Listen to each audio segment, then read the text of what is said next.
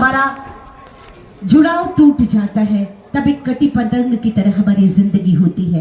लेकिन जनजातीय लोग और हमारी जनजातीय संस्कृति और इसका साहित्य इतना समृद्ध है कि उसने कभी ऐसा मौका ही नहीं दिया कि जनजातीय लोग अपनी संस्कृति और साहित्य से अलग होते रहें। और इसी पर बात करने के लिए आज हमने अगला सेशन रखा हुआ है, tribal historiography in contemporary times, और इस पर अपने विशिष्ट विचारों को लेकर आज हमारे बीच हैं जाने माने रचनाकार जिन्होंने आदिवासी को, आदिवासी संस्कृति को बहुत करीब से महसूस किया है, जिया है और इस पर बहुत कुछ लिखा है। मैं बहुत सम्मान के साथ आमंत्रण देना चाहती हूँ श्री रणेंद्र कुमार सर को। जोरदार तालियां होनी चाहिए आप सबकी तरफ से। रणेंद्र सर, बहुत स्वागत, बहुत अभिनंदन है आपका। जनजातीय रामदयाल मुंडा जनजातीय शोध संस्थान में आपने अपना बहुत बहुमूल्य समय दिया और वहाँ पर आपने जनजातीय साहित्य को बहुत ऊंचा उठाने का काम किया है, समृद्ध बनाने का काम किया। साथियों, जब हम जनजातीय या आदिवासी संस्कृति की बात करते हैं तो ये सर्वविदित है कि ये जीवन दर्शन प्रकृति से जुड़ा हुआ होता है। गोबर से घर को लीपना जहाँ कीटाणुओं की रोकथाम का एक तरीका माना गया है, वही वृक्षों की पूजा करना हमें ये बता जाता है कि हमें वनों का संरक्षण करना चाहिए, वृक्षों को बचा कर रखना चाहिए। अखड़ा और वहाँ नाचना गाना सामूहिकता का परिचायक होता है और सदियों शताब्दियों से हमारी ये आदिवासी और जनजातीय संस्कृति कहीं न कहीं हमारे अस्तित्व को बचा कर रखने में हमारी सहयोगी रही है। और इसी पर अपने विशेष विचारों को रखने के लिए मंच पर विराजमान हो चुके हैं श्री रणेंद्र जी। आपने हिंदी साहित्य में आपके योगदान आपकी पुस्तकों में हमें दिखाई पड़ते हैं और आपको कई पुरस्कार मिले हैं, जिनमें श्री लाल शुक्ल स्मृति इको साहित्य सम्मान से जब आपको सम्मानित किया गया तो झारखंड का गौरव बढ़ता है। आपने आदिवासी जीवन और समाज को अपने लेखन का विषय चुना और बखूबी पूरी ईमानदारी के साथ उस विषय को आपने लोगों के सामने लाने का काम किया। कई कविता और लघु कथाओं के संग्रह के अलावा श्री रणेंद्र जी ने 4 भाग वाली झारखंड एनसाइक्लोपीडिया का भी संपादन किया है और आपके नाम पर 3 उपन्यास है। आज हम विशेष विचारों को सुनना चाहते हैं आपसे। Tribal historiography in contemporary times. Ranendra sir, it's over to you.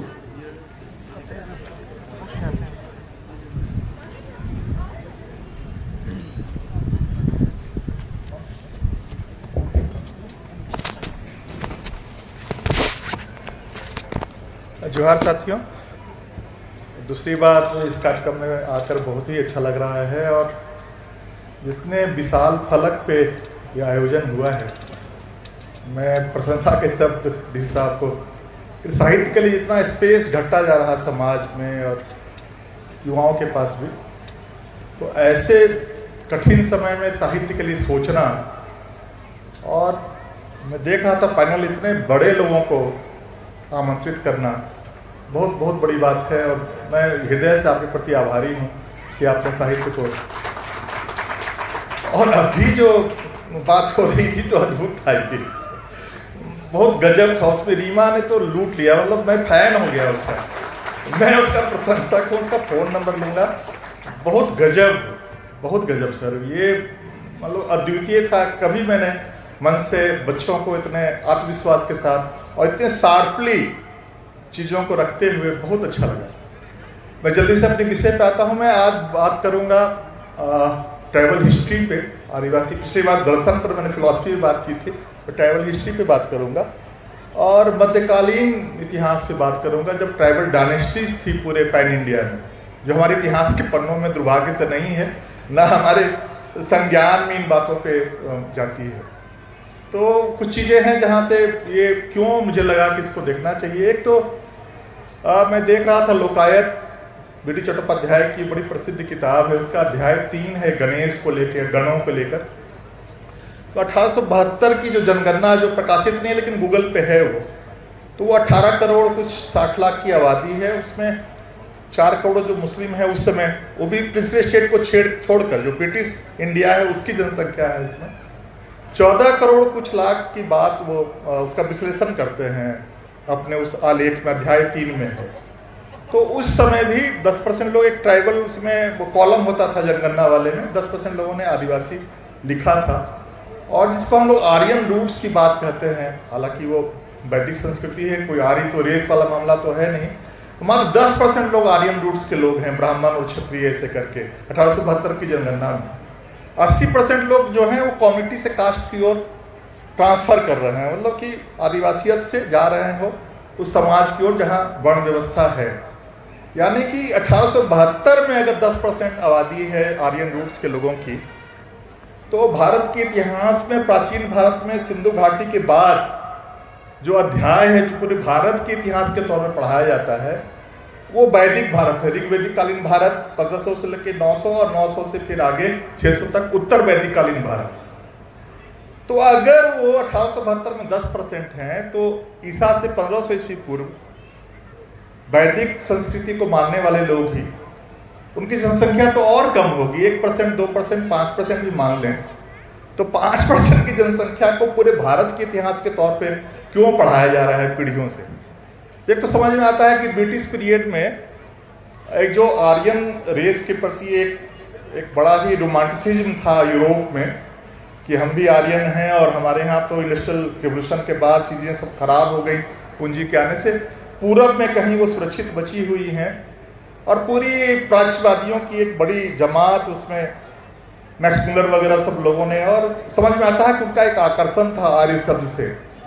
लेकिन उस आर्य शब्द के आकर्षण को आज़ादी के इतने साल के बाद भी इतिहास के पन्नों में, तो वो ठीक है कि आप वैदिक भारत को न वैदिक संस्कृति के इतिहास के तौर पे पढ़ाएं, लेकिन अगर द्रविड़ों का संगम साहित्य का भी कार्यकाल वही है लगभग जो वैदिक संस्कृति का है, अगर हमारी मुंडारी भाषा की संस्कृति का भी कार्यकाल उससे पुराना है, या जो साइनो तिब्बतन बोलने वाले लोग हैं जो हमारे सारे हिमालय रेंज में फैले हुए हैं नॉर्थ ईस्ट तक, तो जब तक उनकी बातें वहाँ नहीं आएंगी तो भारत का इतिहास कैसे हो सकता है। एक तो सवाल ये, और बड़ी विचित्र है कि किसी को पीड़ा नहीं होती है कि केवल उस आर्य लोगों की संस्कृति को भारत के इतिहास के तौर पे हम पढ़ाए जा रहे हैं लगभग 200 सालों से, और कहीं कोई चिंता नहीं हो रही है। एक तो ये बड़ी डिस्टर्ब करने वाली बात है कि क्यों हम अभी तक इतिहास को अगर वाचिकता की थी तो वाचिकता तो उस समय भी थी, वाचिक परंपरा में ही थी, श्रुति ही परंपरा थी वेदों की, कोई लिखित तो नहीं था। वो संगम साहित्य भी श्रुति परंपरा में है, मुंडारी साहित्य भी श्रुति परंपरा में है, साइनो तिब्बतन भी श्रुति परंपरा में है। तो आप यूरोपियन रोमांटिसिज्म को आगे क्यों बढ़ा रहे हैं, ये बात समझ में नहीं आती है। समझ में आती है कि जो लोग बैठे हुए हैं कलम लेके, उनको सूट कर रहा है आज भी, वो आर्य का श्रेष्ठताबोध आज भी सूट कर रहा है। दूसरी बात मुझे पीड़ादायक ये लगती है कि जो मानव शास्त्रीय दृष्टिकोण एक यूरोपीय लोगों ने थोपा हम लोगों पे कि 700 जो समुदाय हैं आदिवासियों के, सब होमोजेनियस हैं, सब अभी जंगल वंगल से निकल के आ रहे हैं, अभी खेती सीख रहे हैं, अभी उनको मुख्य धारा में शामिल करना है। यार 700 में लोग, हो सकता है कि 300 लोगों के लिए सही हो, अंडमान निकोबार के लिए या ब्रिजिया लोगों के लिए, या जो हमारे 90-95 पीवीटी जी के लिए, उनके लिए सही है। लेकिन आप भूल जाते हैं कि एक तो क्रमनाशा के बाद आप आए नहीं आगे, वैदिक संस्कृति आप खुद ही कह रहे हैं कि क्रमनाशा के उधर ही रहे, और मगध के भी जो साम्राज्य के उदय में जो नंद वंश है या मौर्य वंश है, वो तो कोई आर्यन लोग हैं नहीं, गैर आर्यन लोग ही हैं। पूरे दक्षिण भारत में जो चेर चोल पांड्या वगैरह हैं, कौन उसमें से आर्य संस्कृति के लोग हैं। और अगर आप कह रहे हैं क्रमनाशा के इधर नहीं आए, तो इधर जो डायनेस्टीज थी तो किनकी थी डायनेस्टीज, उस पर बात क्यों नहीं होती है। तो ये जो प्रिमिटिव लुक देना और एक होमोजीनियस के तौर पे सारे ट्राइबल को कि नहीं सब लोग सेवेज, नोबेल सेवेज हैं, जंगली तो हैं लेकिन नोबेल प्रिय जंगली लोग हैं, इनको मैंने व्हाइट मैन बर्डन गॉड ने हमको दिया है कि इनको, ये सब बेकार वाली बातें। और उसको आज तक मतलब यही अवधारणा लेके हम लोग आते हैं कि आदिवासी मतलब थोड़ा अविकसित लोग अभी, तो ये गलती हमारी एकदम नहीं है। हमारे पाठ्यक्रम में उनके बारे में, उनके डायनेस्टीज के बारे में बात। तीसरी बात जो पीड़ा देती है कि जो भी इतिहास सबाल्टर्न हिस्ट्री के तहत ही लिखा गया, या कुमार सुरेश सिंह ने ही लिखा, या जो भी जैसी झा ने ही लिखा, तो अंग्रेजों के आने के बाद जो रिवोल्ट्स हुए, जो क्रांतियां हुई, जो हुल हुआ, जो उलगुलान हुआ, उसकी आपने सूची बना दी। अरे किसी भी कम्युनिटी या किसी भी रीजन का जो इतिहास होगा वो टुकड़ों में नहीं होगा कि आधुनिक भारत में तो है, मिडेवल भारत में नहीं है, और एंशिएंट में तो है ही नहीं। तो ये 3 मूल बातें हैं जो डिस्टर्ब करते रही हैं, और टीआरएस से हम लोगों ने काम किया है उस पर। एक तो प्राचीन भारत में जो गणराज्य हैं उस पर बात नहीं करना चाहूँगा, क्योंकि इस पर बहुत किताबें, खास करके वो कमल कुमार दासगुप्ता की किताब है ट्राइबल पॉइंट्स पे जो गणराज्यों ने जारी किया था। एक होंडा साहब की किताब अभी आई है जो ट्राइबल पॉइंट्स से ही वहाँ ब्रिटिश लाइब्रेरी में बैठ के जो मुगल साम्राज्य के बाद भी हिमालय के आसपास जो आदिवासी गणराज्य थे उन्होंने सिक्का जारी किया था, उस पर पूरी किताब, उस पर बात नहीं करूँगा। मैं डायनेस्टीज पर बात करूँगा, राजवंशों पर बात करूँगा और राजवंशों का राजपूतीकरण कैसे हो गया। तो ट्राइबल डायनेस्टीज और राजपूत मीथ पे अपनी बात मैं फोकस करूंगा। और ये तो पैन इंडिया है ये मामला, लेकिन मैं फोकस करूंगा कि जो झारखंड के मुंडा हैं या भूमिज हैं और चेरो हैं, वो उनके इतिहास पे कि कैसे उन लोगों ने शासन किया और कैसे उनका फिर क्षत्रियकरण हो गया, फिर उन्होंने अपने को क्षत्रिय ही मान लिया। तो पश्चिम से मुंडा लोग आए और लोहरदग्गा कहलाता था उस समय, रांची नाम की कोई चीज़ नहीं हुआ करती थी, लोहरदग्गा ही था। और लोहरदग्गा में पूरा छोटानागपुर और पूरा पलामू समाहित था और पढ़ा व्यवस्था थी, कोई राजा उस समय तक नहीं थे और सैकड़ों वर्ष तक ये पढ़ा व्यवस्था रही। और ये राजत्व की अवधारणा जो है ये मुंडारी चिंतन तत्व में नहीं था, लेकिन द्रविड़ सामाजिक राजनीतिक चिंतन व्यवहार में था। हो सकता है कि वो रोहतासगढ़ वाला मामला कुछ रहा हो, तो वहाँ वो था ये। और खूंट के आधार पे गांव था, हम भी समझ रहे हैं इस बात को। और कुछ गांव जो हैं वो पहनाई वगैरह के लिए छोड़े हुए थे, हम सब परिचित हैं इन चीज़ों से कि जो शुल्क मुक्त गांव हुआ करते थे जो धार्मिक कार्य के लिए दिए जाते थे।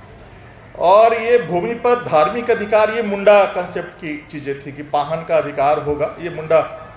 तो ये लोहरदग्गा क्षेत्र में उराम द्रविड़ तत्वों का और मुंडारी तत्वों का जब सम्मिश्रण हुआ, दोनों ने एक दूसरे को स्वीकार कर लिया, तो स्टेट का कंसेप्ट आना शुरू हुआ, राज्य की अवधारणा शुरू हुई। और ये तब शुरू हुई जब हल आधारित कृषि व्यवस्था आगे बढ़ी और कुछ अधिशेष उत्पादन होने लगा और जो दान ही मिलता था वो दान जो है।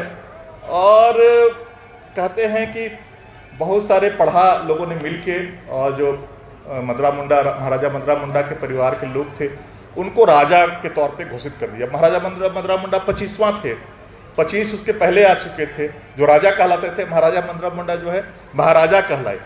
तो ये जो है जैसे ही कृषि की अधिशेष उत्पादन आने लगा और कुछ राजा की अवधारणा आने लगी, तो एक समतावादी जो समाज था उस पर थोड़ा सा वो चीज़ें बदलने लगी, वो इक्वलिटी खत्म होने लगी और राजहस की एक अवधारणा आई कि ये जो ज़मीनें हैं ये कुछ गाँव की, वो केवल राजा ही उसका उपयोग करेगा, उससे जो लाभ होगा।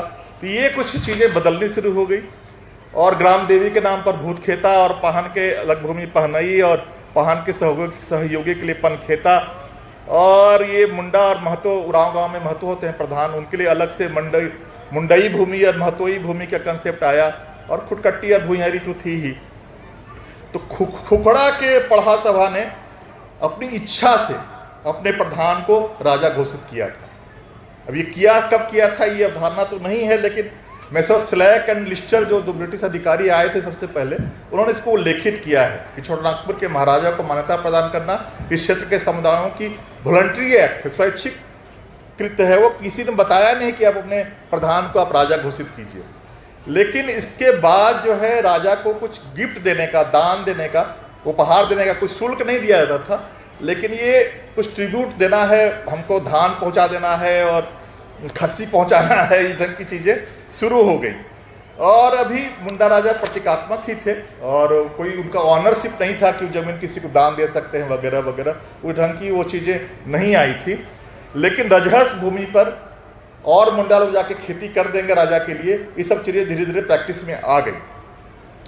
लेकिन महाराजा मदरा मुंडा के बाद जो क्षत्रियकरण हुआ, जिनको हम फनी मुकुट राय कह रहे हैं, तो ये जो है लगभग हर जगह हुआ और हर जगह इस ढंग की कथाएं और मिथक गढ़े गए हैं।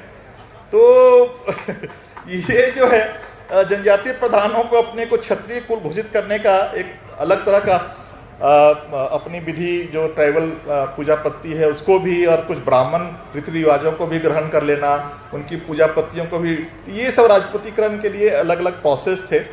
और ये डी.एन. मजूमदार का कथन है कि राजपूतीकरण जनजातीय सामुदायिक सामाजिक व्यवस्था से जाति व्यवस्था वाली सामाजिक व्यवस्था को अंगीकार करना है। लेकिन सुरजीत सिन्हा का बड़ा काम है, बहुत बड़ा काम है इस पे, राजपूत में मीथ और डायनेस्टीज पे और भूमिज, मुंडा और गोंड पे उन्होंने काम किया है। बहुत अच्छा काम है, देखना चाहिए उसको।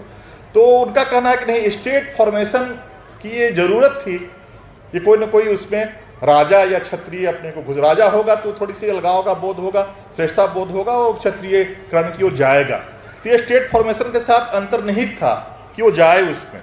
और हम लोग सब जानते हैं कि राजपूताना का इतिहास सबसे पहले कर्नल जेम्स टॉड ने लिखा था।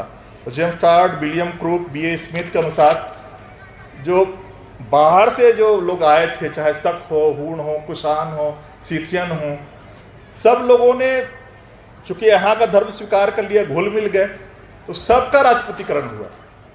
और वो गुर्जर भी और प्रतिहार भी, गुर्जरों को भी मानते हैं कि बाहर से आए थे लोग, और या फिर वो पशुपालक लोग थे और लेकिन क्षत्रित्व का गुण था, उनका भी राजपूतीकरण हुआ। और एक बड़ा मीथ, सुंदर सा माउंट आबू पर यज्ञ का एक बड़ा मीथ है वो, कि माउंट आबू पर यज्ञ हुआ। कहानी कही जाती है कि गुरु वशिष्ठ से जो कामधेनु चुरा कर ले गए विश्वामित्र, तो उस कामधेनु को वापस लाने के लिए ऋषि वशिष्ठ ने यज्ञ किया, और उससे 4 राजपूत निकले, प्रतिहार, चहमान, चालुक और परमान, और उन्होंने फिर वो लेकर आए वापस कामधेनु। तो ये कहानियाँ हैं, मिथक हैं। वो मिथकों को उसका डिकोडिंग करना होता है, उसको घोषणा होता है उसके है। तो ये है कि अग्नि जो है वो शुद्धता का प्रतीक है, और चूंकि बाहर से जो लोग आए और हमारे ऊपर शासन किया, या फिर स्थानीय लोग भी शासक के तौर पे आ रहे हैं, तो सबको पवित्र करके क्षत्रिय कुल में शामिल करना, मैंने राजपूतीकरण के प्रोसेस को अग्नि और यज्ञ के माध्यम से बताने की कोशिश की जा रही है, और इतिहासकार इस बात को स्वीकार कर रहे हैं। शिवजी कोयल प्रेसिडेंसी कॉलेज हिस्ट्री के, इन्होंने 60s में काम किया मुंडा लोगों पे। तो उनका कहना था कि क्यों ये लोग क्षत्रिय की ओर, नागवंशी क्षत्रिय, नागवंशी मुंडा, अभी भी उधर जाइएगा कांके इलाके में, पिठोरिया के इलाके में, तो मुंडा लोगों का गोत्र जो है नागवंशी है। हमारे बड़ा बाबू थे पान जी, नागवंशी मुंडा थे वो। नागवंशी मुंडा से नागवंशी राजपूत बनने के का जो प्रोसेस है, उसको बड़ा बढ़िया से उन्होंने बिंदुवार लिखा है, उनका बड़ा शोध है। मुंडा राजा ने ब्राह्मणों का आमंत्रित किया, उन्हें भूमि दान दिया, और अपने दरबार या कचहरी में को सुव्यवस्थित करने की जिम्मेदारी दी। भूमि दान से लुभाए हुए ब्राह्मणों ने अपने दानदाता राजा के वंश को क्षत्रिय कुल से जोड़ने के लिए एक वंशावली गढ़ी। उस वंशावली में वो कहीं न कहीं किसी मिथकीय और पौराणिक क्षत्रिय कुलों से उसको जोड़ा गया। ये हर जगह हुआ, पूरे पैन इंडिया ये है ये मामला। तो ये नागवंश से उनको जोड़ने के लिए एक पुंडरिक ब्राह्मण नाग जो है, बनारस में एक ब्राह्मण कन्या से शादी किए, और आया और बच्चा दिया। बच्चा को मदरा मुंडा पाल रहे हैं, और वो क्षत्रिय शासक के तौर पे, नागवंशी क्षत्रिय का। तो ये जो है, जब कोई जनजातीय शासक राजपूत या क्षत्रिय घोषित हो जाता है, तो धीरे धीरे अपने समुदाय से थोड़ी उसकी और समतावादी विधि विधानों से उसकी दूरी बनने लगती है। तो उस दूरी के लिए उन्होंने किया कि ज़्यादा ज़्यादा ब्राह्मणों को अपने दरबार में, अपनी कचहरी में और वो जगह दी, और अपने लिए कुछ कुल देवी और कुल देवता भी तय करते हैं लोग वो ब्राह्मणों के हिसाब से। और आर्थिक राजनीतिक प्रभाव बढ़ाने के लिए भी अपनी शादियां जो हैं, क्षत्रिय कुल पहले से जो क्षत्रिय कुल घोषित है वहाँ अपने बेटे बेटियों की शादी करने की पूरी परंपरा हर जगह है वो, ताकि ये राजपूत वंश का रक्त हमारे परिवार में आ सके और हम अपना दावा मजबूत कर सकें। तो ये हमारे जो मुंडा राजा थे, इन्होंने सिंहभूम में, सरगुजा में, पंचेट में अपने बच्चों की शादी की सारे राज परिवारों में, और दूसरे ब्राह्मणों को, राजपूतों को बुला के दुर्जन साल के समय में, जहांगीर का अवधि है वो, उसमें पहली बार मंदिर इस इलाके में बना हो। और रघुनाथ शाही के समय में 1691 में वो जगन्नाथ मंदिर हमारे यहाँ बना। वो ठाकुर एनीनाथ सहदेव उसके निर्माता थे। तो ये 17वीं शताब्दी में नागवंशी राजाओं ने बिहार और संबलपुर से रौतिया, भुइयाँ, पांडे आदि लोगों को लाकर बसाया, और दुर्जन साल जो है रौतिया लोगों को अपने सैनिक के तौर पे रखना शुरू किया उन्होंने। तो ये चीज़ें धीरे धीरे धीरे बदलते चली गई। सुरजीत सिन्हा ने जो काम किया है वो बड़भूम पे, जो मानपुर का बड़भूम है या जो भूमिज लोगों का इलाका है वो बड़भूम है, धालभूम है, पाटभूम है, धालभूम घाटशिला वाला इलाके में, तो उस पर उन्होंने काम किया है। और हरमन कुल के एक इंडोलॉजिस्ट थे, 20 साल वो, हालांकि उत्कल यूनिवर्सिटी में उन्होंने क्या कहते हैं विजिटिंग प्रोफेसर के रूप में ज्वाइन कर लिया था, लेकिन उनको उड़ीसा का अध्ययन करना था, खास करके जगन्नाथ कल्ट का। वो इसमैन मैडम हैं और हरमन कुलके हैं और गयाचरण त्रिपाठी, 3 लोगों ने मिलके लगभग 10 साल में कि ये जगन्नाथ जी का कैसे संबंध है वो ट्राइबल डेटी से, सौरा लोगों के मूल रूप से कैसे देवता हैं, 400 पेज की वो किताब है। तो वो 20 साल लगाए थे। तो उनकी किताब है द स्टेट इन इंडिया, उसमें ये सुरजीत सिन्हा का लेख है, state formation Rajput with in tribal central India. तो भूमिज और मुंडा और गढ़मांडला के गोंडों की बात उन्होंने की है। तो वहाँ कहानी ये है कि एक राजपूताना के एक राजा या राजकुमार हैं, गर्भवती पत्नी के साथ पुरी की तीर्थ यात्रा करने आए हैं और पत्नी जो है जुड़वा बच्चों को जन्म देती है, वही जंगल में छोड़ के चलाती है। मतलब कहानी सुनिए, मैंने कितना अविश्वसनीय। दोनों बच्चों को एक सुकरी पिग जो है पालता है, अपनी दूध पिलाती हैं, और वहाँ गुलगू कबीले का भूमिजलों के गोत्र का जो है इलाका है। फिर वो उन लोगों उनको पालते हैं और फिर उसमें से जो नाम पड़ता है उन लोगों का श्वेत बरा और नाथ बरा। और वो नाथ बरा और श्वेत बरा जब बड़े हो जाते हैं तो वो पाटकुम के जो राजा हैं वो अपना आधा राज जो है नाथ बरा को देते हैं।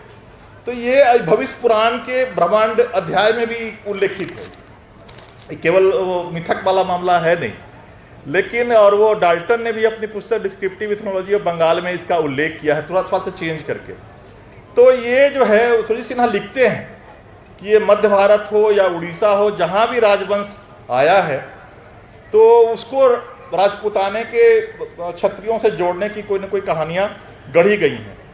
जैसे यहाँ पुंडरिक नाग है, और उसी ढंग से सी मीनाक्षी जो है अपनी पुस्तक administrative and social life of Pallava लोग के संदर्भ में बोलती हैं ये कि कोई ना कोई बाहर से आता है युवा, और जनजातीय समाज में वो ब्राह्मण है, ऋषि है, राजा है, राजकुमार है, और स्थानीय कन्या, वो अधिकांश नाग कन्याएं कही गई हैं कहानियों में, उनसे उनका संबंध होता है, और उनसे उत्पन्न पुत्र जो है फिर वहाँ का राजा होता है।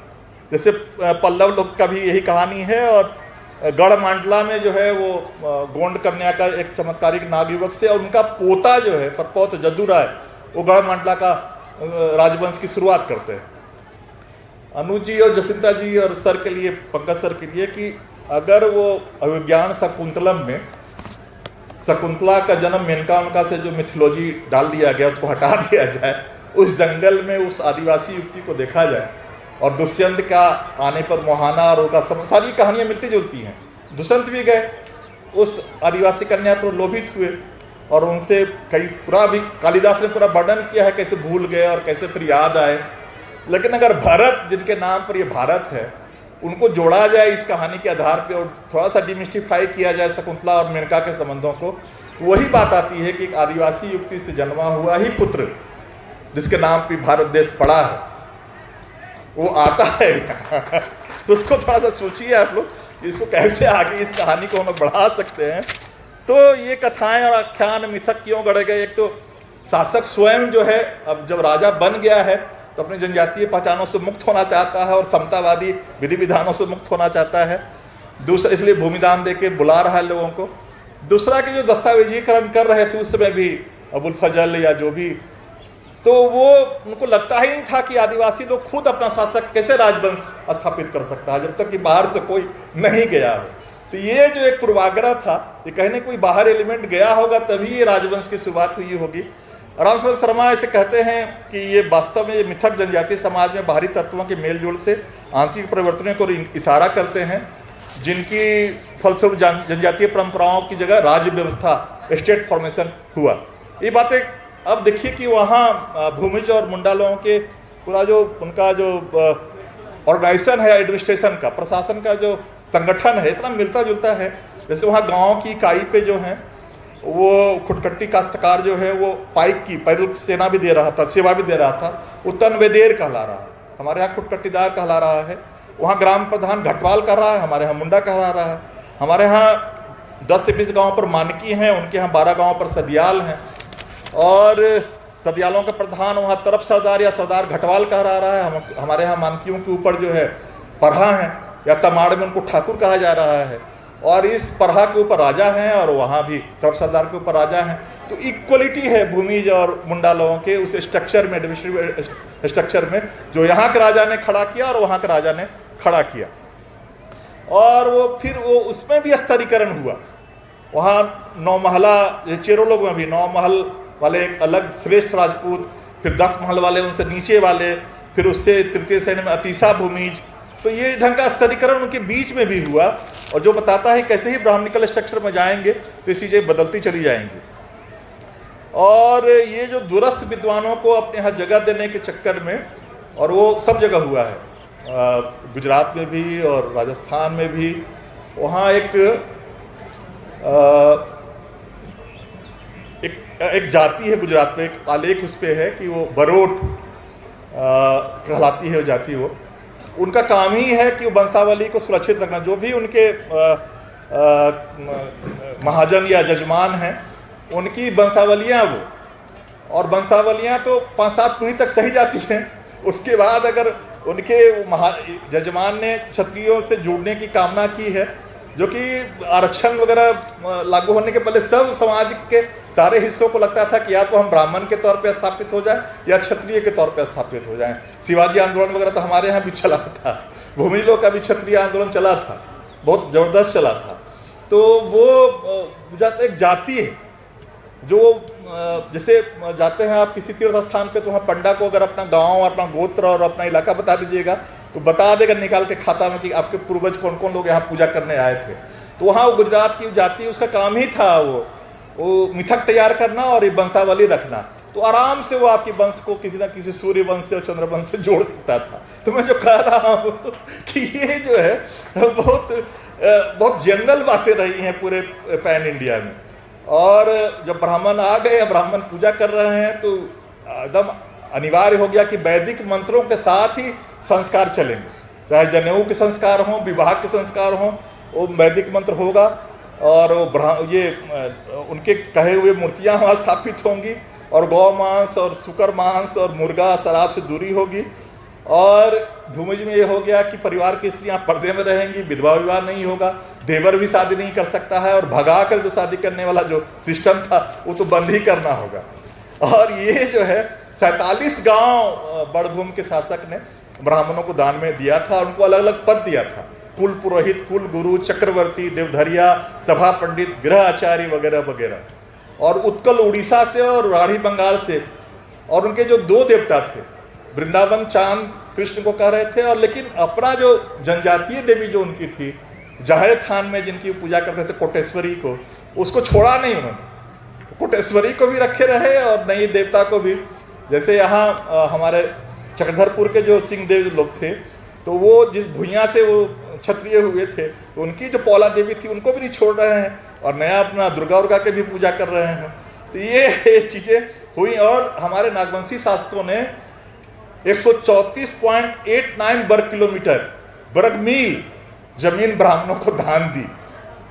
और बजाबता जो है वो उपेंद्र सिंह मनमोहन सिंह जी की बेटी हैं, उनका काम है उड़ीसा में जो ब्राह्मणों को भूमि दान दिया गया, उसी पर उनका PhD है, पूरी किताब है वो।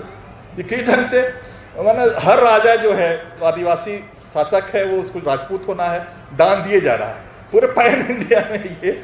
और ये जो मैं पढ़ रहा था विजयनाथ मैडम को, एक कल्चरेशन पर उनका काम है, जो मेरे उसे लेख का हिस्सा भी है जो आलोचना में आने वाला है, कि ये जो विष्णु के अवतार के तौर पे परशुराम की कल्पना की गई है, उसके पीछे कल्पना यही थी कि रोज नया क्षत्रिय बन रहा है, लोग उन क्षत्रियों को रोकने का काम की अवधारणा से वो एक कल्पना की गई कवि के द्वारा।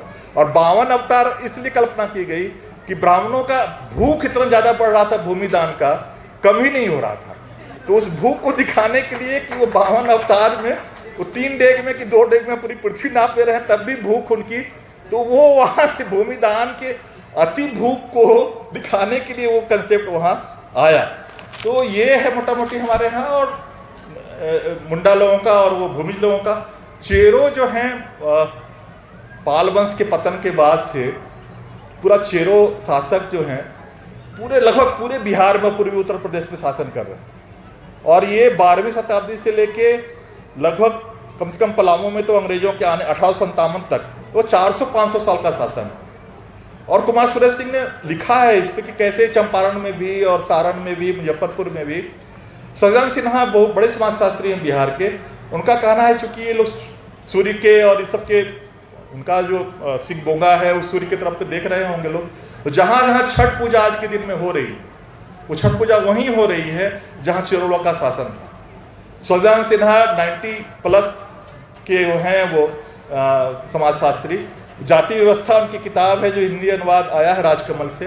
वो बोल्ड अक्षर में लिखे हैं कि ये जो औरंगाबाद का जो मंदिर है सूर्य का, ये चेरो शासकों ने बनवाया, और जहाँ जहाँ वो थे वहीं सूर्य की पूजा, जहाँ किसी ब्राह्मण की आवश्यकता नहीं है और किसी बिचौली की आवश्यकता, किसी मंदिर की आवश्यकता नहीं है, तो चेरो शासकों ने इतना बड़ा, गोंड शासकों ने मतलब पूरा मध्य प्रदेश छत्तीसगढ़ से लेके आंध्र और महाराष्ट्र के 4 गोंड वंश एक साथ शासन कर रहा था।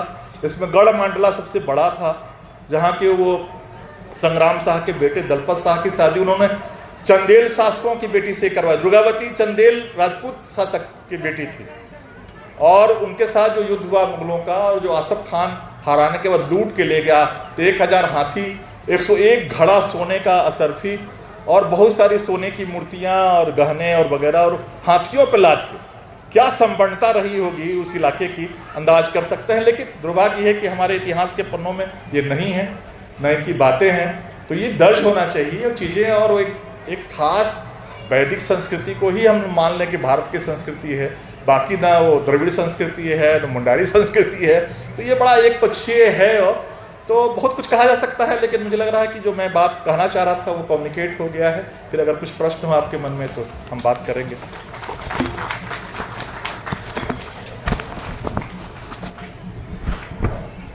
खत्म कर दी है, कोई क्वेश्चन नहीं कर सकते आप में से। अगर किसी का क्वेश्चन है रणेंद्र सर से, अगर कोई सवाल करना चाहते हैं तो आप आ सकते हैं। आप यस सर प्लीज। सर आपने रोहतास डायनेस्टी पर आपने कुछ नहीं बोला।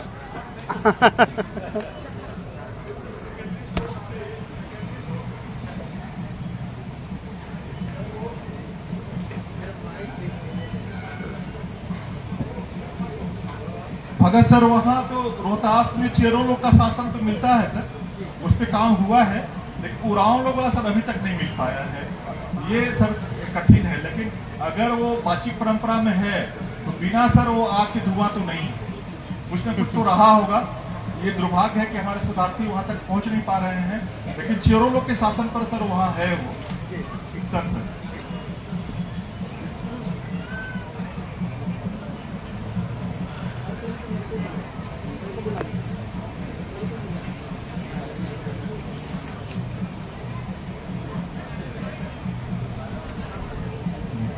आदरणीय रणेंद्र सर जी प्रणाम। मैं आपका वो भी किताब पढ़ चुका हूँ कि भूमि के देवता, जिस समय आप बिशनपुर में कार्यरत थे, और ग्लोबल गांव के देवता। हाँ, ग्लोबल गांव के देवता, मैं वो किताब भी आपका पढ़ चुका हूँ। लेकिन आज जो आपने संभाषण दिया या जातीय विश्लेषण किया, उसमें आपका विरोधाभास पांड्यों के प्रति या ब्राह्मणों के प्रति विशेष तौर पर देखा गया। इसके पीछे क्या कारण है, क्या लॉजिक है? इसलिए कि ब्राह्मणों ने इस पूरे विश्व को क्या दिया नहीं दिया ये बात का चीज है, लेकिन स्पेशल ब्राह्मणों के विरोध में हर 2 लाइन के बाद देना आपका औचित्य क्या है, थोड़ा जानना चाहिए। वो छत्तीकरण उन्हीं के कारण हुआ था, और इतिहास तो दर्ज है सर। मैं अपनी ओर से कुछ नहीं जोड़ा हूँ सर, जो मैंने बोला है उदाहरण के साथ है, और किताब में लेकर आया हूँ, उसकी छाया प्रति करवा लीजिए और पढ़ लीजिए, उसके बाद बात करेंगे हम। कथन ही बने सर कि हम पूरा विश्व जानते थे, विश्व गुरु हैं और फलाना ठिकाना, वेदों में सब है, सब बहुत बचपन से बहुत सुन चुके हैं। जो सच्चाई है सर, मैं कोई भी बात अपनी ओर से नहीं बोला हूँ, सारी चीजें लेकर आया हूँ, जान रहा था इस बात को। मैं छाया, मैं मेरे साथ जो है मैडम, उनको कहूँगा आपकी फोटोकॉपी दे देंगी, इसको पढ़ लीजिएगा। कल भी मैं हूँ, रात में पढ़ लीजिएगा, कल हम लोग पूर्ण जानकारी लेने के बाद ही किसी का विश्लेषण उचित होता है। 65 साल उम्र हो गई है, मेरा भी 65 हो रहा है। 16 साल से मैं भी साहित्यकार हूँ। मत दीजिए सर, अगला हम बात कर लेंगे। ठीक, okay. Thank you so much Ranendra sir, बहुत धन्यवाद। आदिवासी साहित्य दर्शन पर आपकी जो गहराइयाँ हैं, उनसे हम पहले भी इस तरह के साहित्यिक मंचों पर रूबरू होते रहे हैं, जानते रहे हैं। और अब मैं उपायुक्त गुमला श्री कर्ण सत्यार्थी सर से निवेदन करती हूँ कि कृपया आप आएंगे और